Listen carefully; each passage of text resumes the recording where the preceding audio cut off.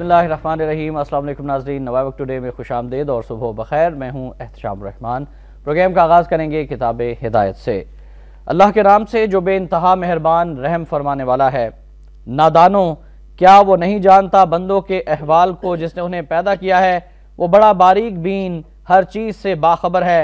वही तो है जिसने नरम कर दिया है तुम्हारे लिए ज़मीन को। बस इत्मीनान से चलो इसके रास्तों पर और खाओ उसके दिए हुए रिस्क से, और उसी की तरफ तुमको कब्रों से उठकर जाना है। सूरा अल मुल्क की आयत नंबर 14 और 15 का तर्जुमा आपके सामने पेश किया गया। अल्लाह रब्बुल इज़्ज़त से दुआ है कि अल्लाह पाक हम सबको कुरान पाक समझ कर पढ़ने, इस पर अमल करने, इसका एहतराम करने की भी तौफीक अता फरमा दे। आज जुमातुल मुबारक है, 20 जमादुल अव्वल 1433 हिजरी, 13 अप्रैल सन 2012 है। आज के मौजूद मेहमान का आपसे तारुफ कराए देते हैं मोहतरम जनाब सईद आसिफ साहब, डिप्टी एडिटर रोजनामा नवाब वक्त। इस वक्त हमारे स्टूडियोज में तशरीफ फरमा है। अस्सलाम वालेकुम सर। जी वालेकुम अस्सलाम। कैसे मिजाज है सईद साहब? जी बस अल्लाह की तरफ दुआ चाहिए। और आपकी इजाज़त से हम पहली खबर, आज की लीड स्टोरी है, नेटो को असलहा सप्लाई की इजाज़त नहीं दी जाएगी। पार्लियामेंट के मुश्तरका इजलास में कौमी सलामती कमेटी की सिफारिशात मंजूर। पाकिस्तान में किसी ऑपरेशन की इजाज़त दी जाएगी ना, गैर मुल्की अफवाज को अपने अड्डे इस्तेमाल करने देंगे। ड्रोन हमले बंद किए जाएं। अमेरिका सलाला पोस्ट हमले पर माफ़ी मांगे। सिर्फ अद्वियात और खुराक की सप्लाई की इजाज़त होगी। बहाली का फैसला हुकूमत पर छोड़ दिया गया। पाकिस्तान में अमरीकी फ़ौजियों की मौजूदगी बर्दाश्त नहीं की जाएगी। कौमी सलामती से मुतालिक कोई ज़ुबानी मुआहदा नहीं किया जाएगा। और फिर वज़ीर आज़म पाकिस्तान सैयद यूसुफ रज़ा गिलानी का भी इसी सिलसिले में बयान है। आज की सुपर लीड स्टोरी है कि जो कौमें खड़ी हो जाती हैं उनकी सब इज्जत करते हैं। दुनिया से पार्लियामेंट के फैसले तस्लीम कराएंगे वज़ीर आज़म। अमेरिका की अहमियत के साथ अपने कौमी वकार से भी आगाह हैं। मुल्क की खुद मुख्तारी और सलामती पर समझौता नहीं किया जाएगा। अवाम की हिमायत के बगैर पाकिस्तान अमेरिका इत्तेहाद कामयाब नहीं हो सकता। और फिर मौलाना फजल रहमान साहब और अपोजिशन लीडर की भी बात करते हैं कि सिफारिशात पर अमल दरामद के हवाले से तहफ़्फ़ुज़ात हैं। निसार फजल रहमान, अमरीकी मुदाखलत को मज़ीद दावत दी गई। नेटो सप्लाई के खिलाफ तहरीक जारी रहेगी। हाफिज़ मोहम्मद सईद का बयान है। वज़ीर आज़म क्या गारंटी देते हैं सिफारिशात का हशर पहली करारदादों जैसा नहीं होगा। अपोजिशन लीडर, पार्लिमानी अमल सबोताश किया गया तो मुजाहमत करेंगे। सरबरा JUI का ये बयान है। और हम मोहतरम सईद आसिफ साहब से जानना चाहेंगे सबसे पहले कि ये जो सिफारिशात मंजूर हुई हैं, क्या ये कौमी खुद मुख्तारी, गैरत और अवाम की उमंगों और अवाम की ख्वाहिशात के मुताबिक हैं? शुक्रिया शाम साहब। जहाँ तक इन सिफारिशात के लबो लहजा का ताल्लुक है, जिस अंदाज में ये इनको एक कागज़ की में लाया गया है मरबूत करके, उससे तो बादियो नज़र में ये महसूस होता है कि ये वाकई पाकिस्तान के मुफादात से मुताबिक रखती हैं ये सिफारिशत। लेकिन बात यह है कि यही सिफारिशत मिनिमम ऐसी सिफारिशत ये जो कौमी ये पार्लियामेंट की जो कौमी सलामती कमेटी है, यही सिफारिशात उसमें पेश हुई थी, यही मुसवदा था, कोई रद्दोबदल नहीं इसमें। अब 1 महीने तक इनको जब लटकाए रखा गया कौमी सलामती कमेटी में पार्लियामेंट में आने से पहले, तो तासर ये था कि शायद पार्लियामेंट में मौजूद कुछ जमातें जिनमें मुस्लिम लीग नून भी, फजल रहमान भी शामिल है, उनके तहफ़्फ़ुज़ात हैं। उन्होंने बाइकाट भी किया इसके इजलासों का। दोनों के तहफ़्फ़ुज़ात दूर हो गए? नहीं, अब मैं आप बात करता हूँ ना। बाइकाट नून ने तो ख़त्म कर दिया, मेरे ख्याल 1-2 इजलासों में बाइकाट किया, उसके बाद फिर उन्होंने वापस आ गए थे। तो फजल रहमान साहब जो है आखिरी वक्त तक डटे रहे और यही इंदिया मिलता रहा कि ये बिल्कुल इनका अटल फैसला है। जिस तरह पहले इन्होंने एक फैसला पहले भी ये खैर बैकआउट करते रहे, लेकिन जब ये अपोजिशन में आए तो उस वक्त एक थी कि शायद ये वापस आ जाएंगे, लेकिन उस पर डटे रहे। ये अभी तक डटे हुए हैं कि अब हुकूमत को छोड़ के अपोजिशन में आए। तो उस पस मंज़र में यानी कि सियासी हल्के जो हैं तसव्वुर यही कर रहे थे कि शायद स्टैंड लिया है मौलाना फजल रहमान ने तो इस पर डटे रहेंगे। ये कौमी मुफादात से मुतल्लक जो मामलात हैं उन पे शायद ये कोई डिक्टेशन कबूल नहीं करेंगे।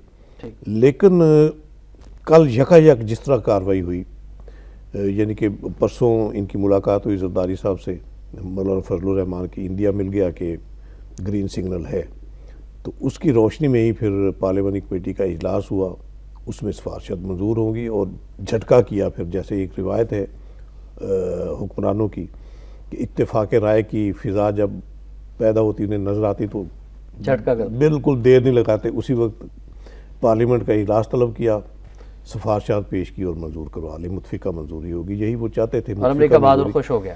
जी ज़ाहिर उसमें बात यह है कि अगर इनमें कोई रद्दोबदल नहीं हुआ, सिर्फ मामूली सा रद्दोबदल जो है, जो मुझे नज़र आता है वो सिर्फ ये है कि इसमें अब इन्होंने शिक डाल दी है कि नेटो को असला सप्लाई नहीं किया जाएगा। पहली सिफारशात में ये असले का लफ्ज़ नहीं था। ठीक। इसी तरह थोड़ा सा इन्होंने गोलमोल इस तरह किया है, एक आई वाश आप कह लें इसको, कि डायरेक्ट इन्होंने अल्फाज शामिल नहीं किए कि नेटो सप्लाई बहाल की जाएगी। लेकिन जब आप कह रहे हैं कि अद्वियात और खुराक की सप्लाई जारी रहेगी तो जाहिर है ये सप्लाई तो जारी हो गई। इससे पहले भी कभी और देखिए किसी ने चेक नहीं किया, और मैं आपको और आइंदा भी आप समझते हैं कि ऐसा ही होगा। ऐसा ही होगा, यकीनन ऐसा होगा। और मैं आपको बताता हूँ कि अभी ये फैसला तो रात हुआ है ना पार्लियामेंट के मुश्तरका इजलास में, लेकिन ऑयल टैंकर्स एसोसिएशन का बयान कल ही आ गया सर सामने, जिसमें उन्होंने क्लियर कट इंडिकेशन दी कि हमें कन्वे कर दिया गया है कि नेटो की सप्लाई बहाल हो रही, आप तैयार हैं। ये बयान भी छपा हुआ है हमारे बैक पेज पे। तो इससे आप अंदरूने सब कुछ हो चुका था और ये सिर्फ आई वाज था, आवाम की आंखों में धूल झोंकने दी तमाम सियासी रहनुमाओं ने, चाहे उनका ताल्लुक दीनी जमातों से है या उनका ताल्लुक सियासी जमातों से है। दूसरी जानिब हमें एक और चीज जिस पर तशवीश है, गुज़श्ता रोज नवाए वक्त में ये खबर छपी कि अमेरिका अपने सफारत खाने को तौसीह दे रहा है। सही साहब, एक तरफ ये करारदाद है, दूसरी जानिब अमेरिका का सफारत खाना है जो आप समझते हैं कि एक अड्डा बन चुका है पाकिस्तान के अंदर, उसकी तौसीह के मकासद क्या हैं? फिर जब अमेरिका के सफारतखाने को तौसीह दी जाएगी तो अमेरिकी बूट, अमेरिकी दहशतगर्द, अमेरिकी एजेंट सफारतखारों के रूप में यहाँ पर नहीं आएंगे? यकीनन आएंगे। आप देखिए ना, इस ये जो करारदाद है इसके मसौदे में जो इसमें शामिल हैं, सिफारशात में जो शराइत शामिल है, उनमें यह भी है कि यहाँ अमरीकी ऑपरेशन नहीं होगा, कोई गैर मुल्की ऑपरेशन नहीं होगा, अमरीकी मौजूदगी नहीं होगी जहाँ।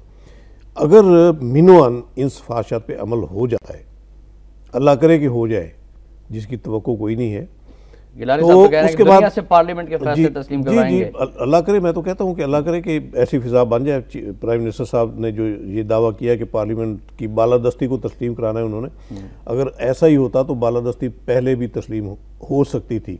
जब ड्रोन अटैक्स के खिलाफ पार्लियामेंट के मुश्तरका 2 इजलासों में 2 करारदादें मुतफिका पास हुई थी, उन करारदादों की लाज रख ली जाती। उसके बाद अगर कोई ड्रोन अटैक हुए थे तो उनका तोड़ कर लिया जाता उसी वक्त। अच्छा, इसी खबर में ऐसा लग रहा है कि मिन्नत समाजत की गई है अमेरिका से, जब ये कहा गया कि ड्रोन हमले बंद किए जाएं और अमेरिका सलाला पोस्ट हमले पर माफी मांगे। इतने आपके अंदर कोई ताकत नहीं है, आपके अंदर करेज नहीं है कि आप उनसे ये कहे कि हम ड्रोन मार गिराएंगे और आइंदा जो है वो किसी किस्म के अटैक नहीं होने चाहिए। आप मिन्नत समाजत कर रहे हैं, उसी तरह की मिन्नत समाजत जिस तरह से भारत में जाकर की गई। असल में बात ये है कि ये इनको मशरूत करना ही नहीं चाहिए। अमेरिका के साथ ताल्लुकात के मामला में जो नज़रसानी हो रही है, ये ज़ाहिर एक संगीन इशू था। सलाला चेक पोस्टों पर जिस तरह अटैक हुआ था, वो सीधा सीधा पाकिस्तान की सालमियत पे अटैक था, सीधा सीधा बिल्कुल। तो उसके बाद तो कोई गुंजाइश नहीं बनती आप कोई यानी कि मशरूत तावन करें अमेरिका के साथ। आपको नज़रसानी करते हुए बिल्कुल अपनी मुल्क और कौम के मुफादात को सामने रखना चाहिए और उसकी रोशनी में फैसले करने चाहिए। तो ये चाहिए था कि हुकूमत इस मामले को, ड्रोन टैक्स के मामले को अक़वाम मुत्तहिदा में लेकर जाती, वहां पर अमेरिका को खड़ा किया जाता, आलमी अदालत इंसाफ में लेकर आया जाता है। लेकिन वो तो केस भी बनते हैं यहाँ, यानी कि पाकिस्तान में तो केस किए हुए, एक शहरी ने किए, वो उधर आलमी अदालत इंसाफ में भी पाकिस्तान का एक शहरी गया ड्रोन अटैक्स के खिलाफ, लेकिन हमारे हुक्मरानों को तौफीक नहीं होती। असल में बात यह है कि अब ज़ाहिर पार्लियामेंट की बालादस्ती की जब बात होगी तो फिर मुल्क और कौम के मुफादात की बात भी होगी कि इस पार्लियामेंट को तर्जमान होना चाहिए, नुमाइंदा होना चाहिए, कौमी उमंगों का तर्जमान बनना चाहिए इस इदारे को, कि ये एक यानी कि पूरी कौम के नुमाइंदा इदारा है, मुंतखब नुमाइंदा इदारा जो है पार्लियामेंट, कौमी असम्बली और सेनेट पर मुश्तमिल होता है। तो इसमें जो हमारे लोग बैठे हुए हैं वो सारे अवाम के वोटों से मुंतखब होकर आए होते हैं, तो उन्हें तो अवाम के जज़्बात की तर्जमानी करनी चाहिए, उनके जज्बात से हम आहंग होना चाहिए। अगर इन पर अमल दरामद होगा, हुकूमत अवाम के जज्बात की तर्जमानी करेगी। कौम के जो जज्बात हैं वो सामने आ रहे हैं दिफा पाकिस्तान कौंसिल के प्लेटफार्म पे जितने इज्तिमात हुए हैं, पब्लिक इज्तिमात हुए, आप देखिए किस कसीर तादाद में और किस जज्बे के तहत लोग उनमें शरीक हुए हैं। और वहाँ कैटेगरिकली ये ऐलान किया गया है कि नेटो सप्लाई बहाल नहीं होने दी। अब उनका रद्द-ए-अमल क्या होगा? दिफा पाकिस्तान कौंसिल रद्द-ए-अमल सामने आया, वो हाफिज सईद का स्टेटमेंट है कि ये हम किसी सूरत इसको नहीं करने देंगे और हम मुज़ाहमत करेंगे। इसी तरह मौलाना समीउल हक का भी आया स्टेटमेंट है कि ये जो है नेटो सप्लाई की बहाली की करारदाद जो है ये अमरीकी गुलामी की दस्तावेज पर दस्तखत करने के मुतरादिफ है। तो अब आवाम मौलाना फजल रहमान साहब से या नवाज शरीफ साहब से किसी किस्म की कोई तवक्को ना रखें? अवाम इनसे तो बिल्कुल तवक्को ना रखें। अवाम को पहले भी तवक्को नहीं थी, अब भी तवक्को नहीं है। ये तो मुफादात की इक़्तिदारी मुफादात की सियासत करते हैं। बज़ाहिर अब लेबल लग गया है इन पे, अपोजिशन का दावा भी करते हैं। अब कल मियां नवाज शरीफ साहब ने अपने स्टेटमेंट में ये दावा भी किया कि जरदारी साहब के जो हालिया बयानात हैं आप उससे ही अंदाज़ा लगा लें कि हम फ्रेंडली अपोजिशन नहीं है। लेकिन जो अमली इकदाम हैं उससे तो कौम अंदाज़ा लगा रही, बखूबी जान रही है कि आप बदस्तूर फ्रेंडली अपोजिशन है। अब जिस तरह ये करारदाद इत्तेफाक राय से, ये हुकूमत के हक में ही है ना, ये मामला, ये फैसला हुकूमत के हक में ही है, कौम के हक में तो नहीं है। आप उसमें फ्रीक बन रहे हैं, हिस्सेदार बन रहे हैं, तहफ़्फ़ुज़ात का भी बज़ाहिर इजहार करते हैं लेकिन उसकी मुतफ़िका मंजूरी की भी नौबत ले आते हैं। तो इस फ्रेंडली अपोजिशन और क्या होती है? राइट, हम दुआ गो हैं कि अल्लाह करे कि हुक्मरानों को अब आवाम का भी कुछ ख्याल आ जाए और इन करारदाद पर जो कि पास की गई है इस पर मिनोअन अमल दरामद भी करवाया जाए, ड्रोन अटैक से आवाम की जान छुड़वाई जाए और अमरीकी बूटों को पाकिस्तान से किक आउट किया जाए और शट अप कॉल दी जाए अमरीकी दहशतगर्दों को। और नाज़रीन, कुछ मज़ीद खबरें शामिल करना चाहेंगे। सुप्रीम कोर्ट ऑफ पाकिस्तान के हवाले से खबर है कि सूबों से 30 अप्रैल तक शेड्यूल तलब। सुप्रीम कोर्ट ने जून में बल्दियाती इंतखाबात करवाने का हुक्म दे दिया। चारों चीफ सेक्रेटरियों को अपनी हुकूमतों से मुशावरत का हुक्म। बल्दियाती इलेक्शन से अवामी मसाइल मुकामी सतह पर हल हो जाते हैं। चीफ जस्टिस ऑफ पाकिस्तान, ये मामला अब सूबों के पास है। अटॉर्नी जनरल, सिर्फ नीयत से नमाज अदा नहीं होती, इलेक्शन की नीयत है तो अमली मुजाहरा भी करें। जस्टिस खिलजी आरिफ हुसैन का ये कहना है। फिर कुछ कानूनी अमूर की बात हुई है तो हुकूमत ने अपनी लीगल टीम एक बार फिर नाज़रीन तब्दील की है और इरफान कादिर साहब attorney general, Yasmeen Abbasi secretary कानून मुकर्रर, मौलवी अनवारुल हक ईवान सदर के कंसल्टेंट तैनात कर दिए गए हैं। इरफान कादिर पहले सेक्रेटरी कानून की जिम्मेदारी अदा कर रहे थे। यास्मीन अब्बासी सिंध हाई कोर्ट की जज रह चुकी हैं। और इस पर हम बात करना चाहेंगे कि सबसे पहले तो सर, सुप्रीम कोर्ट ने जो बल्दियाती इंतखाबात कराने का हुक्म दे दिया है, अब समझते हैं कि इस पर किस हद तक अमल दरामद होगा और सूबे अब तक इससे भागते रहे हैं कि बल्दियाती इंतखाबात नहीं करवाएंगे? देखिए शाम साहब, ये बदकिस्मती है हमारी कि बल्दियाती इंतखाबात जो एक ग्रास रूट लेवल की सतह पे अवाम को रिलीफ देने वाला ये सिस्टम है, इससे बैकआउट हुआ है तो जमहूरी निज़ाम में हुआ है। मुंतखब हुकूमतें जो हैं वफाकी सूबाई, वो इसके कभी हक में नहीं रही और कोई इलेक्शन आज तक पाकिस्तान में जमहूरी हुकूमतों के दौर में नहीं हुआ। ये इलेक्शन हुए हैं, हम बहुत तनकीद करते हैं, नाकद हैं हम मार्शल लॉ के, जर्नैली हुक्मरानों के, लेकिन ये बल्दियाती इंतखाबात अगर हुए हैं तो जर्नैली आमरीतों के दौर में ही हुए। उसके अलावा इनको तौफीक इसलिए नहीं होती कि ये समझते हैं कि अब देखें ना, एक जो हमारे एक रिवायत पड़ गई है, एक रस्म चल निकली है, ये जो स्वाब दीदी फंड्स होते हैं, तरक्याती फंड्स होते हैं जो मुंतखब मेंबरान को मिलते हैं, तो उसमें एक कमीशन होता है। उसकी खातर जो है ये लोकल बॉडीज़ को ये फ़ायदा नहीं पहुंचाना चाहते कि अगर ये बल्दियाती इदारे मौजूद होंगे तो ये फंड उधर चले जाएंगे, अरकान असम्बली के हाथ कुछ नहीं आएगा। तो यही एक झगड़ा है बुनियादी। अरकान असम्बली ने तो भारी भरकम इन्वेस्टमेंट की होती है ना सर, इन्वेस्टमेंट की होती है, इस वजह से इन्वेस्टमेंट को दुगना भी करना होता है। सारा तनाज़ा यही है कि किसकी जेब में ये पैसे जाने, इस वजह से ये रुकावट बनते हैं, असम्बलियाँ रुकावट बनती है। अब देखिए ना सूरत हाल क्या है कि यहाँ अगर बल्दियाती इंतखाब हुआ हो, लाहौर का एक नाज़म जो है पूरे लाहौर का नाज़म होगा, उसके मातहत 16 MNA, 9 शायद MNA है इस वक्त लाहौर में और 18 MP हैं, वो सारे उसके अंडर आते हैं। अब जितने सारे फंड्स हैं इन MPA MNAs के, वो सारे अकेला जिला नाज़म के पास वो यानी कि तरक्याती कामों पे लगाता है। तो ये झगड़ा है असल, सारी लूट मार का किस्सा और वो अगर मुखालिफ जमात का आ जाएगा और फिर आईनी तकाजा है, आईनी तकाजा यही है कि बल्दियाती इंतखाबात इन्हें कराने ही कराने हैं। अब इन्होंने एक इसमें अब देखिए यहाँ पंजाब में मुस्लिम लीग नून की हुकूमत है, अगरचे अपोजिशन कहलाती है वफाक की, लेकिन यहाँ जो है मुफादात, वही हम कहते हैं ना कि एक जो एजेंडा लूट मार का है इस सिस्टम में, इसमें सारे जो है मिलजुल के उसमें हिस्सा लेते हैं और फिर एक दूसरे को तहफ़्फ़ुज़ देते हैं। अब देखें ना, नेमतुल्लाह खान एडवोकेट जब कराची के नाज़िम बने तो उनके फंड्स रोके गए परवेज़ मुशर्रफ दौर में, लेकिन जैसे मुस्तफा कमाल साहब आए 29 अरब रुपए का कराची के लिए पैकेज जारी कर दिया गया और फिर तरक्याती कामों की एक भरमार शुरू हो गई। उसमें भी अभी तक तहकीकात नहीं हुई है कि क्या क्या हुआ, किसके जगह पर हुआ, और ये मामला भी सामने आने चाहिए। तो इसमें देखिए जो अवाम का फायदा है, अवाम की बेहतरी है, वो इसी में है कि उनकी यूनियन काउंसिलों की सतह पे इसमें एक शिक और भी थी, ये यानी कि एक उन्होंने मोहल्ला कमेटियाँ बनानी थी, उसकी नौबत नहीं आई थी।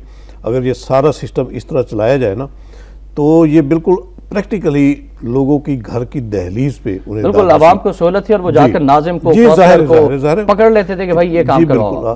तो इसमें कोई कबाहत नहीं है, कोई ताखीर नहीं होनी चाहिए, और अगर इनके मुफादात पे जद पड़ती है लेकिन इसकी वजह से कौम के मुफादात जो है उसकी तकमील होती है, तो मेरा ख्याल है ये कार खैर है।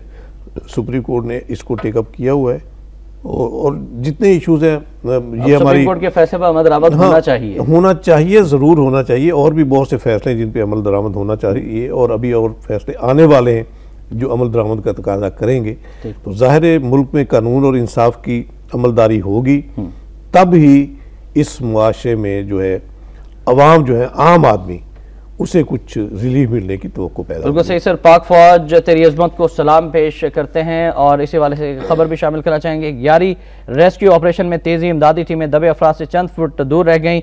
92 फौजी जवानों, 2 सिविलियन की तस्वीर जारी। 500 मीटर तवील ट्रैक बना लिया गया और छठे तरजीही मुकाम पर भी तलाश शुरू। खराब मौसम के बाद मुश्किलात। जर्मनी और स्विट्जरलैंड के माहिरीन की टीमें मुआवनत के लिए आज 11 पहुंचेगी। चीन से भी टीम पाकिस्तान आएगी, अस्करी तर्जुमान का ये कहना है। नाज़रीन, मोहतरम मजीद निज़ामी साहब के हवाले से खबर शामिल करना चाहेंगे। सदर ममलिकत आसिफ अली जरदारी की जानिब से उन्हें मुबारकबाद का पैगाम भेजा गया है। मजीद निज़ामी की शख्सियत कौमी और सहाफ़ती तारीख में नुमाया मकाम रखती है। सदर ममलिकत आसिफ अली जरदारी, उनकी इदारत के 50 बरस यादगार अहद और जोहद मुसलसल से इबारत हैं। सदर का मुबारकबादी पैगाम। और एक और ख़बर, एक अहम तकरीब होगी मोहतरम मजीद निज़ामी के एजाज़ में। मजीद निज़ामी की इदारत के 50 बरस एतराफ़ खिदमत, पहली तकरीब कल होगी। अलहमरा हॉल नंबर 1 में तकरीब के मेहमान खास शहबाज शरीफ होंगे। सदारत कर्नल रिटायर्ड अमजद हुसैन करेंगे। गोल्डन जुबली तकरीबात के अहतमाम मजलिस कारकुनान तहरीक पाकिस्तान, सहाफ़ती, समाजी, मजहबी तंजीमें कर रही हैं। और हाफिज़ सईद की मजीद निज़ामी से मुलाकात। इदारत के 50 साल मुकम्मल करने पर हाफिज़ सईद साहब ने भी मोहतरम मजीद निज़ामी को मुबारकबाद दी है और ये कहा है कि नवाब सिर्फ अखबार नहीं, तहरीक का नाम है। मजीद निज़ामी का किरदार सुनहरी हरूफ में लिखा जाएगा। पैगाम। और मोहतरम सईद आसिफ साहब की इजाज़त से हम ब्रेक के लिए जाना चाहेंगे। नाज़रीन, ब्रेक से वापस आएंगे तो मजीद खबरें भी शामिल की जाएंगी और इन पर सईद आसिफ साहब से बाहराना राय भी लेंगे, आपकी कॉल भी शामिल करेंगे। आप हमारे साथ रहिएगा।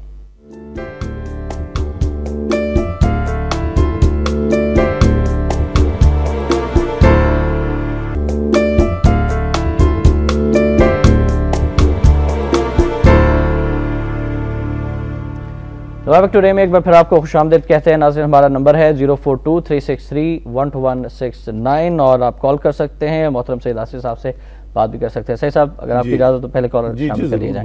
उमैर साहब, मैं रावलपिंडी से, अस्सलाम वालेकुम। वालेकुम सलाम शाम साहब, आपको और मेहमान को भी मेरी तरफ से अस्सलाम वालेकुम। जी वालेकुम अस्सलाम। मैं आपका प्रोग्राम नहीं देख सकता, पिछले 2 महीने से मेरी बिजली 8 से 9 बंद होती है। मैं ये कहना चाहता हूँ कि ये जो पार्लियामेंट ने करारदाद पास की, इसमें आफिया सिद्दीकी कहाँ गई, इसमें कंटेनर पर जो टैक्स लगने थे वो कहाँ गए। मैं ये कहता हूँ नवाज शरीफ और मौलाना फजल रहमान इत्यादि हुक्मरानों के साथ बाजमात अमेरिका के आगे थे, इन्होंने झुकना ही था। मैं ये कहता हूँ कि मुझे ये बताएं कि क्या जो सियाची ग्लेशियर में वाकया पेश आया, वो जवान किसकी हिफाजत के लिए वहां जान हाथ पे रख के खड़े, क्या उनके लिए हमें 3 रोजा कौमी शोक का ऐलान नहीं करना चाहिए था? क्या मीडिया को उन पर प्रोग्राम नहीं करने चाहिए सलाम पेश करने के? हम ये सोचते हम जाए तो जाए कहाँ, कुछ समझ नहीं आता। आप कुछ रहनुमाई। Thank you very much. Khwaja Anjum साहब में कराची से, अस्सलाम वालेकुम। मिजाज कैसे हैं? जी अल्हम्दुलिल्लाह, फरमाइए। बात ये है कि मैं मुबारकबाद देता हूं अहले वतन को कि अमरीकी सफीर की एक एक मुलाकात ने हमारे 2 सियासी लीडरों को ढेर कर दिया। अब ये जो पार्लियामेंट के अंदर करारदाद आई है, मुझे ये नहीं पता कि ये हमारा मुतालबा है या मुआहदा है। अगर मुआहदा है तो इस पर अमेरिका के साइन होने चाहिए।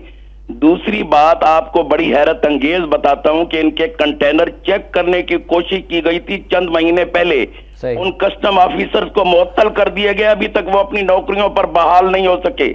जहां तक ड्रोन हमलों की बात है, जब पिछले दफा पार्लियामेंट के अंदर करारदाद पास हुई थी, अभी तो वो बैठे थे कि ड्रोन हमले शुरू हो गए थे। जनाब, मैं कहना चाहता हूं कि पाकिस्तान के अंदर ये सारे जो जाफर और सादिक पैदा हुए हैं, क्या दुनिया की कोई तारीख है कि भेड़िया और बकरी की दोस्ती हो? मुझे बताएं, Vietnam, Nagasaki, Hiroshima, Iraq, Afghanistan, Pakistan, इन सब के कातिल के साथ हम कहते हैं दोस्ती हो? क्या इंसान की नेचर में ये शामिल है? बहुत शुक्रिया फारिस साहब, अभी हम इस पे बात करें। थैंक यू वेरी मच, आपने बहुत अहम बातें की हैं। शाहिद साहब भी हैं लाहौर से, अस्सलाम वालेकुम। जी शाहिद साहब फरमाइएगा। देखिए, गुजारिश ये है कि ये जो अपने मोहतरम एतजाज अहसन साहब हैं, सुप्रीम कोर्ट को जिद करने के लिए बहुत सारे हरबे आजकल इस्तेमाल कर रहे हैं। इनकी समझ नहीं आती कि अदलिया की आज़ादी की तहरीक में इन्होंने किन बुलंदियों को छुआ था और अब ये कैसी पस्तियों में उतर आए हैं। आखिर ये चाहते क्या हैं? क्या सेनेट की एक सीट जो है वो दुनिया आखिरत में निजात का सामान पैदा कर देगी? सही, thank you very much Shahid साहब, थैंक यू। अभी हम बात करते हैं, सबसे पहले उमैर साहब, ख्वाजा साहब ने जो बातें की हैं नेटो सप्लाई के हवाले से। सर, एक खबर है कि इत्तेफाक राय के लिए हुकूमत ने नेटो सप्लाई बहाली का तज़किरा सिफारिशात के मुसवदे से हज़फ कर दिया। अब बताइएगा कि ये क्या है, मुतालबा है, मुआहिदा है, क्या है? और आफिया सिद्दीकी साहब का जिक्र क्यों नहीं हुआ? कंटेनर पर टैक्स लगाने का जिक्र क्यों नहीं हुआ? बिल्कुल जी, मोहतरम कॉलर की तशवीश जो है इस हवाले से, ये जो कल जो सिफारिशात मंजूर हुई हैं पार्लियामेंट के मुश्तरका इजलास में, ये पूरी कौम की तशवीश है, इस बारे में कोई दो राय नहीं। और ज़ाहिर कौम तो ये चाहती है कि अमेरिका की जो यहाँ बालादस्ती कायम करने की कोशिश की जा रही है, जो उसका तसल्लुत है, जिस तरह वो जारहाना कार्रवाइयाँ यहाँ पे करता है, उन सब का तदारक हो एक कौमी जज्बे के साथ। कौम तो एक ज़ाहिर सप्लाई दीवार बनी होती। और इन्होंने जिक्र किया सियाचिन के हवाले से एक मोहतरम कॉलर ने कि इस बारे में ज़ाहिर कौम में तो आगाही है, कौम यकजहत है, कौम के जज्बात जो है वो दर्द में, सोग में डूबी हुई है पूरी कौम। लेकिन होना चाहिए था। मैं वही अर्ज करना चाहता हूँ कि जिस दिन ये सामने हुआ, ये इंतहाई अलमनाक सूरत हाल है कि हमारे सदर साहब उस वक्त उसी दुश्मन मुल्क की सरजमीन पर बैठे हुए थे जिस दुश्मन मुल्क ने ये तनाज़ा खड़ा किया। और उस दुश्मन मुल्क ने पूरी कौम के मुंह पे तमाचा मारा कि हम सियाचिन में तुम्हारी मदद के लिए तैयार हैं। जी बिल्कुल सही। और अब भी देखिए, यानी कि पूरी जो हमारी एक ब्रिगेड थी वहाँ, वो इस तोदे की ज़द में आई और वो ज़मीन बोस हो गई। अब अल्लाह करे, हमारी तो अब भी दुआ है, पूरी कौम की दुआ है कि वो जिंदा सलामत हमारे पास मौजूद हो। तो ये भी दुआ करते हैं कि अल्लाह ताला कोई अपना मौजज़ा दिखा दे, कोई मौजज़ा हो जाए और ये सारे कौम की दुआएं तो उनके साथ है, बिल्कुल उनकी खानदानों, गमज़दा खानदानों के साथ है बिल्कुल। लेकिन हुक्मरानों का जो तर्ज अमल है, इससे आप अंदाज़ा लगा लें कि किसी को तौफीक नहीं हुई अभी तक हुकूमत में से किसी एक को भी, किसी वज़ीर को, किसी मशीर को, प्राइम मिनिस्टर और सदर तो अपनी जगह, आर्मी चीफ 2-3 दौरे कर चुके हैं वहाँ, एक सिपा सलार की हैसियत से उनकी जिम्मेदारी भी बनती थी। लेकिन जो सुप्रीम कमांडर खुद को कहलाते हैं अफवाज पाकिस्तान के, उनका क्या किरदार है? वो उस दुश्मन मुल्क में बैठे थे उस वक्त जिसने ये तनाज़ा खड़ा किया। सर, 2 कॉलर हैं और शामिल करना चाहेंगे। अजीम साहब हैं पहले मुल्तान से, अस्सलाम वालेकुम जी। Hello sir. जी वालेकुम सलाम, अजीम साहब फरमाइएगा। सर, मुझे आज के आपके टॉपिक का तो नहीं पता है, उसकी वजह ये है कि ये लाइट नहीं है मेरी तरफ। मैं काफी दिनों से ट्राई कर रहा हूँ, आपका कॉल नंबर लागम है। हम ज्यादातर बात करें नेटो को जो सप्लाई की इजाजत नहीं दी जाएगी और पार्लियामेंट के मुश्तरका इजलास में जो सिफारिशात मंजूर हुई हैं, इस पर सर थोड़ा सा मेरा टॉपिक इससे मुख्तलिफ है। मैं ये जो हमारे मौजूदा मसाइल हैं, इनके हवाले से मैं हल बताना चाहता हूँ। ये जो हमारे मौजूदा मसाइल जितने भी हैं, इनके ऊपर हम अगर चाहें तो हम खुद हल कर सकते हैं इनके ऊपर। जैसे हमारा लोड शेडिंग और ये जो बेरोजगारी का जो इशू चला हुआ है हमारा, इसके लिए अगर हम, सर मेरे नॉलेज के मुताबिक पाकिस्तान में इस टाइम 10 करोड़ सिम्स यूज हो रही हैं मेरी नॉलेज के मुताबिक। तो अगर उन 10 करोड़ सिम से डेली 1 रुपया कलेक्ट करके और डेली बेस के ऊपर एक, जैसे अब्दुल सत्तार ईदी साहब ने एक वेलफेयर अदारा बनाया हुआ है, इस तरह एक वेलफेयर अदारा बना के जो डेली 10 करोड़ कलेक्ट करके और डेली बेस के ऊपर ही इंडस्ट्री लगाए पाकिस्तान में, और उस इंडस्ट्री के प्रॉफिट से भी आगे जो हमारे दीगर मसाइल हैं इनके ऊपर काबू पाया जा सकता है। इसमें देखिए जी, इंडस्ट्री के लिए माहौल चाहिए ना। अगर आज हमारा माहौल ही साजगार नहीं सनतों के लिए, जिस तरह ये लोड शेडिंग, पहले तो इन मसाइल का खात्मा करना होगा ना हमें, कि लोड शेडिंग ना हो, गैस की लोड शेडिंग ना हो, बिजली की लोड शेडिंग ना हो, तो उसके बाद ही हमारी इंडस्ट्री फल फूल, इसके बगैर तो कुछ नहीं होगा। हमारी इंडस्ट्री तो तबाही इन मसाइल की वजह से हुई। इसलिए सबसे पहले बात यह है कि नीयत का फुकदान है हमारे हुक्मरान तबकात में, वरना इस धरती पर अल्लाह मियाँ ने इतने वसाइल दे छोड़े हैं। ये ख़ास तौर पे ये मैं तो ये समझता हूँ कि मुसलमानों पर अल्लाह की नेमत है। ये जितने मुस्लिम ममालक हैं उनकी सरज़मीनें जो हैं वो कुदरती ख़जानों से लबरेज़ हैं, उन्हें बरूएकार लाने की ज़रूरत है। हमारी ज़मीन भी जो है, कोयले के ज़खायर इसमें हैं, कीमती धातें इसमें हैं, गैस इसमें है, चाहे कोशिश करें तो तेल भी इसमें मौजूद है। बात सिर्फ ये है कि इन वसाइल को बरूएकार कैसे लाया जाना है। वो बरूएकार लाते नहीं हैं, तकिया करते हैं कि हम बाहर से कमीशन लेकर अपनी जेबों में डाल के, कोई किक बैक्स का मसला होता है तो बाहर से मंगवा लें अपने वसाइल, और जो अपने वसाइल हैं वो बैरूनी कंपनियों की दस्तरस में लाना चाहते हैं। ये रेकॉर्डिंग वाला इशू आपके सामने हो गया जो सुप्रीम कोर्ट ने टेकअप किया।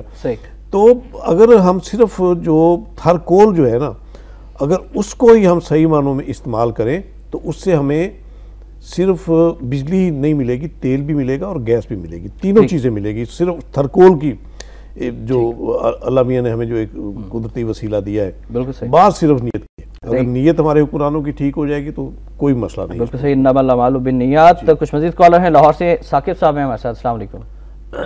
शाम भाई, खैरियत से आप? जी अल्हम्दुलिल्लाह। साकिब साहब फरमाइए। सर ये जो कल हुआ है ना, ये तो होना ही था, ये तो सारी कौम जानती थी, ये तो मजबूर लोग बैठे हैं असम्बली में, इन्होंने तो कोई फैसला नहीं करना था। मैं एक और तरफ थोड़ा सा चाहूंगा आप उस पर कमेंट करें प्लीज, कि ये जो एनजीओ के जरिए से और दीगर वसाइल के जरिए से मीडिया के कुछ इसमें मुलविस हैं, ये जो मुल्क को इस्लामी और दो कौमी नजरिए से एक तरफ किया जा रहा है। और आप ये देखें कि सिंध में वो जो फरियाल शाह और दीगर एक डॉक्टर हिफ्सा, उन्होंने इस्लाम कबूल किया और सिंध हाई कोर्ट और सुप्रीम कोर्ट तक उन्होंने जाके बयान दिया कि हमने अपनी मर्जी से, अपनी विल से ये किया है। और ये प्रोपोगंडा जो किया जा रहा है कि जबरदस्ती, ये जो पूरी दुनिया में लोग इस्लाम कबूल कर रहे हैं, क्या हर जगह पे जाके गन रखवा के इनको किया जा रहा है? तो खुदा रहा, ये जो प्रोपोगंडा नेगेटिव किया जाता है पाकिस्तान और इस्लाम के खिलाफ, और उस पर रिवार्ड भी दे दिए जाते हैं, इस पर जरा आप कमेंट करें। राइट साकिब साहब, बहुत शुक्रिया आपने कॉल किया। अफसल साहब ये लाहौर से हमारे साथ। अस्सलाम वालेकुम जी। अस्सलाम वालेकुम जी। वालेकुम अस्सलाम। ये जो एतवाज हसन साहब जो वजीर आजम साहब का केस लड़ रहे हैं सुप्रीम कोर्ट के अंदर, उनकी शान में एक शेर पढ़ने लगा हूँ। जी जी फरमाइएगा। करप्शन की वकालत करके खो दिए तूने मकामाते बुलंद, चश्मे यज़दा मैं हो जालिम क्या रही तेरी आबरू। बहुत शुक्रिया जी, thank you very much Afzal sahab, आपने कॉल की और शेर के जरिए अपने जज्बात का इजहार किया। जज्बात थे वो शेर, उसको एतजाज हसन साहब, एतजाज हसन साहब पूरी कौम उनसे नाला है। उनसे बड़ा मेरा ख्याल है हिपोक्रेट कोई नहीं इस वक्त, जो उनकी शख्सियत इस वक्त उभर के सामने। और एक कॉलर ने तो कहा कि एतजाज हसन साहब वही आजाद अदलिया जिसके लिए वो नज़में पढ़ा करते थे, आज उसी को जिच करने की साजिश में मसरूफ है कि उन्हें जिच करने का मौका मिल रहा है तो वो जिच कर रहे हैं ना। अब उन्हें कंट्रोल भी तो किया जा सकता था ना, अगर उनकी सहूलत के लिए लंबी लंबी तारीखें दी जाएंगी, उनकी सहूलत के लिए क्यों सिर्फ नासाजी तबाह की बात हुई। उन्होंने 1-2 दिन की बात की कि मैं शायद ना आ सकूं, तो उन्हें 2 हफ्ते की। अच्छा, अगर हम तजिया करें सही साहब, एतजाज हसन साहब को फूड पॉइजनिंग हुई, भारत चले गए। इसके अलावा हमने देखा कि हुसैन हकानी साहब जो हैं उनको दिल की तकलीफ हो गई, और बाबा रवान साहब को भी मसला हुआ, उन्होंने कहा जी मुझे मेडिकल चेकअप कराना है, वो भी भारत तशरीफ ले गए। कि क्या है? बस यही है ना कि एतमाद नहीं अपने मुल्क के वसाइल पे, अपने मुल्क की स्किल पे, अपने मुल्क की सलाहियतों पे। यहाँ जो मौजूद है, जो कीमती दिमाग मौजूद है, जो यहाँ के हालात से तंग आके बाहर जाने का, अक्सरियत तो बाहर जा आबाद हुई है, बाकी जो है वो भी आवाम बड़ी खुली आंखों और खुले कानों से देख और सुन रहे हैं कि कौन क्या कर रहा है, किस तरह से धोखा दिया जा रहा है आवाम को। जाहिर है बिल्कुल। लेकिन जाहिर है अब कौम के पास भी तो एक चॉइस है ना। अब नेक्स्ट इलेक्शन अल्लाह करे कि उसकी नौबत आए। नवाज शरीफ साहब ने तो कल डिमांड की कि कबल वक्त इंतखाबात, मुझे वो भी एक ट्रैप ही लगता है, उस पर भी बात करेंगे इंशाल्लाह। तो अल्लाह करे कि इंतखाबात हो जाए, चाहे वक्त पर ही हो, तो उन इंतखाबात के ज़रिए अवाम को एक मौका ज़रूर मिलेगा। अवाम को सोच समझ के पूरी अपने देख कर पिछले अपने कायदीन के साबका किरदार को देख के, मौजूदा कारकर्दगी को भांप के और पूरा जायजा लेके मेरे ख्याल उन्हें फैसला करना चाहिए। साकिब साहब ने जो लाहौर से पॉइंट उठाया वो ये कहा कि अमरीकी और यहूदियों के पैसे पर चलने और पलने वाली जो एनजीओज हैं वो इस्लाम के खिलाफ साजिशों में मसरूफ हैं। अगर कोई सिंध में इस्लाम कबूल करते हैं अपनी मर्जी से खवातीन, इनके खिलाफ प्रोपेगेंडा किया जाता है कि जबरदस्ती की जा रही है उनके साथ, इनके प्रोपेगेंडा का तोड़ किस तरह से किया जाए? देखिए, इनकी तसल्ली के लिए मैं सिर्फ एक मिसाल दूंगा। एक मुल्क है फ्रांस। आज से 20 साल पहले वहाँ एक मुसलमान ने दरख्वास्त दी थी मस्जिद तामीर करने के लिए, बड़ी हकारत के साथ उसकी दरख्वास्त मुस्तरद कर दी गई। आज वही फ्रांस है, 20 साल बाद वहाँ 5000 मसाजिद मौजूद हैं। एक मस्जिद तामीर करने की इजाज़त नहीं मिली थी, 5000 मसाजिद इस वक्त मौजूद हैं। ये जितना दबाएंगे इस्लाम को उतना ही ये उभरेगा, उतना ही फैलेगा और ये हकानियत तस्लीम शुदा है। पूरी दुनिया में इस वक्त जो इस्लाम की हकानियत है, इनके अपने बदआमालियों, अपने किरदार और मुस्लिम दुश्मन जो प्रोपेगेंडा है तागूती कूतों का, उसके रिएक्शन में इस्लाम तेज़ी से फैल रहा है और इसमें कोई जबर नहीं है। जिस तरह ये प्रोपेगेंडा किया जाता है ये हिंदू ख़वातीन के मुसलमान होने का, ये बिल्कुल बेबुनियाद प्रोपेगेंडा है और ये इंतहाई बदकिस्मती की बात है कि ये हुकूमती शह पे ऐसा प्रोपेगेंडा हुआ है। बिल्कुल सही। इसका तोड़ यकीनन मौजूद है हमारे पास।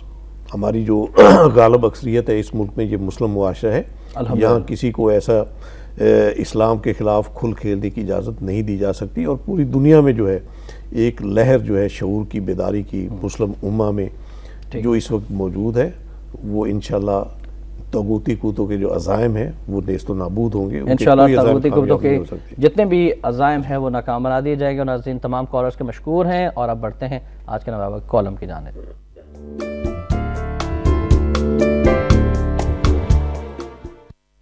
नाज़रीन, आज का कॉलम फ़िक्र ख्याल lieutenant general retired Abdul Qayyum साहब का कॉलम और इन्होंने लिखा है सानेहा सियाचिन ए पुत्तर हटाते नई विकदे। लिखते हैं कि हिंदुस्तान के साथ पाकिस्तान की मशरकी सरहद 4 नामों से जानी जाती है। जुनूब में सरक्रीक से लेकर सियालकोट तक पाकिस्तान और हिंदुस्तान के दरमियान मौजूद सरहद को बैन अल-अक़वामी सरहद कहा जाता है। This time check is brought to you by Waves Combo. Beautify my life. A bright freezer and fridge together.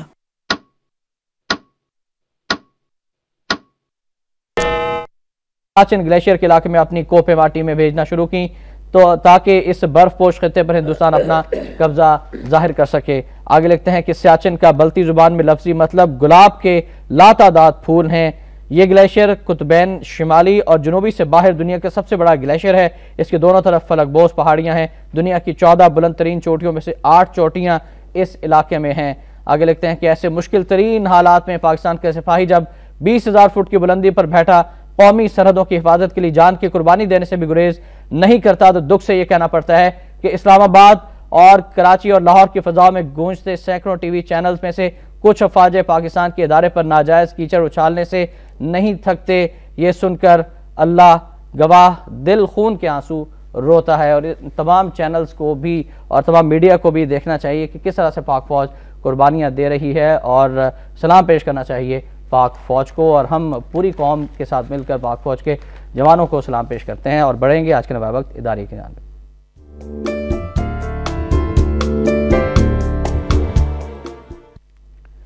नाज़रीन, आज का नवा वक्त जारी है कि मियां नवाज शरीफ का कबल अज़ वक्त इंतखाबात का मुतालबा और चीफ जस्टिस की नई वोटर लिस्टें तैयार न होने पर तशवीश। शफाफ इंतखाबात के बगैर तब्दीली का ख्वाब पूरा नहीं हो सकता। पाकिस्तान मुस्लिम लीग नून के सरबराह मियां मोहम्मद नवाज शरीफ ने कहा कि मौजूदा हुकूमत जितनी देर बरकरार रहेगी मसाइल मजीद बढ़ते ही चले जाएंगे। आगे है कि मियां नवाज शरीफ अगरचे अब अपनी सियासत पर लगे फ्रेंडली अपोजिशन के तासुर को ज़ायल करने की कोशिश कर रहे हैं और इस सिलसिले में उन्होंने मुस्लिम लीग नून की क़यादत पर सदर ज़रदारी की जानिब से लगाए गए इल्ज़ामात का हवाला देते हुए ये बावर कराने की कोशिश की है कि वो फ्रेंडली अपोजिशन नहीं है, ताहम उनकी अब तक की सियासत इस तासुर को ज़ायल करने में मुआविन बनती नज़र नहीं आ रही। और इस पर हम मज़ीद गुफ्तगू के लिए ज़हमत देंगे मोहतरम सैयद आसिफ साहब को। इसमें देखिए, हम पहले भी मैं जिस तरह जिक्र कर रहा था, नवाज शरीफ साहब ने ये जो डिमांड की कबल अज़ वक्त इंतखाबात की, तो मुझे ये एक ट्रैप नज़र आता है, एक सहूलत दी जाती नज़र आ रही है हुक्मरान तबकात को। इसमें बात ये है कि अब वैसे तो आम इंतखाबात के इनकाद में भी कुछ ज़्यादा वक्त नहीं रह गया, 8-9 महीने की बात ही है। तो इस वक्त कबल वक्त इंतखाबात की जो डिमांड हो रही है ये पर्पजली है। आप सुप्रीम कोर्ट की देखिए कंसर्न, उन्होंने जो वोटर लिस्टों के बारे में तशवीश का इजहार किया, बाकायदा डायरेक्ट भी किया है, इलेक्शन कमीशन को बावर भी कराया है कि आपको 4 साल हो गए हैं और आप अपनी खुद मुख्तारी का दावा तो करते हैं लेकिन वोटर लिस्टें आप तैयार नहीं कर सके 4 साल के अरसे में। तो इसके पीछे भी एक हिकमत अमली है कि नई वोटर लिस्टें जो कंप्यूटराइज बननी है, शफाफ होनी है और जिसमें नए वोटों का इंदराज होना है, जो 18 साल की उम्र को पहुंचे हुए उन सारे नए वोटों का इसमें इंदराज होना है।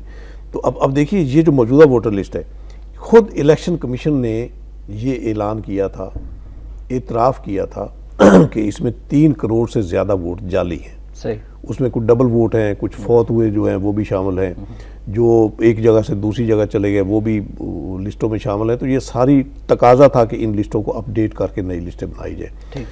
अब देखिए जो साबका इलेक्शन हुए या जो इससे पहले इन वोटर लिस्टों पे इलेक्शन हुए तो मनोवर करके जो रिजल्ट लाए गए वो रिजल्ट आपके सामने है। अब भी कोशिश ये हो रही है कि अवॉइड किया जाए नई वोटर लिस्टों से, शफाफ वोटर लिस्टों से अवॉइड किया जाए ताकि इन्हीं वोटर लिस्टों पर इंतखाबात करा के अपनी मर्जी के दोबारा नताइज हासिल कर लिए जाए। सही, सुप्रीम कोर्ट जिस तरह कंसर्न शो कर रही, जिस तरह प्रेशर डाल रही कि आप इलेक्शन कमीशन पे कि आप इंतखाबात से पहले पहले नई वोटर लिस्टें तैयार कर लें, अगर वो वोटर लिस्टें तैयार हो जाती हैं तो ना नवाज शरीफ के हाथ कुछ आएगा, ना मौजूदा हुक्मरानों पीपल पार्टी के हाथ कुछ आएगा, क्योंकि 3.5 करोड़ जो है जाली वोट वो निकल जाएगा। सही, और जो नया वोट 18 साल की उम्र को पहुंचने वाले हैं, पहुंच चुके हैं, जो जब वो वोटर बनेंगे तो उनके अपने व्यूज़ हैं, अपने जज्बात हैं। इस वक्त सियासतदानों के जो करतूत हैं वो उनके सामने हैं, उसकी बुनियाद पे उन्होंने एक जहन बनाया हुआ है। तो इसलिए गालिब इम्कान ये है कि जो तब्दीली की बात हो रही है वो नई वोटर लिस्टों पे अगर इंतखाबात होते हैं शफाफ तरीके से तो वो तब्दीली आके रहेगी, वो तब्दीली इनके हक में नहीं होगी। बहुत शुक्रिया मोहतरम सईद आसिफ साहब। जी, मैं यही कहता हूँ कि कबल वक्त इंतखाबात का नारा जो है यही ट्रैप है कि आप ये पुरानी लिस्टों पे जो है। Thank you very much sir, वक्त की कमी है और मुझे कहा जा रहा है कि प्रोग्राम वाइंड अप करें sir. Thank you very much, इंशाल्लाह अगली नशिस्त में भी आपसे मुलाकात होगी। आखिर में फरमाने कायद-ए-आज़म रहमतुल्लाह अलैह शामिल करना चाहेंगे। फौजी जवानों से खिताब किया कायद-ए-आज़म ने 21 फरवरी सन 1948 को, हमारे इसके सिवा कोई और ख्वाहिश नहीं है कि हम अमन अमान के साथ रहें, दूसरों को अमन अमान से रहने दें और अपनी बैरूनी मुदाखलत के बगैर अपने अकीदे के मुताबिक अपने मुल्क को तरक्की दें और आम इंसान की ज़िंदगी को बेहतर से बेहतर बनाएं। बेशक ये बहुत कठिन काम है, लेकिन हम अगर अपनी कौम के इज्तिमाई मुफाद की खातिर बड़ी से बड़ी कुर्बानियाँ देने के लिए तैयार हो जाएँ तो अपना निस्ब-उल-ऐन बहुत जल्द हासिल कर लेंगे इंशाल्लाह। इस पर भी ज़रूर गौर कीजिएगा। नाज़रीन, एहतशाम रहमान के नवाब टुडे से इजाज़त दीजिए। अल्लाह हाफ़िज़।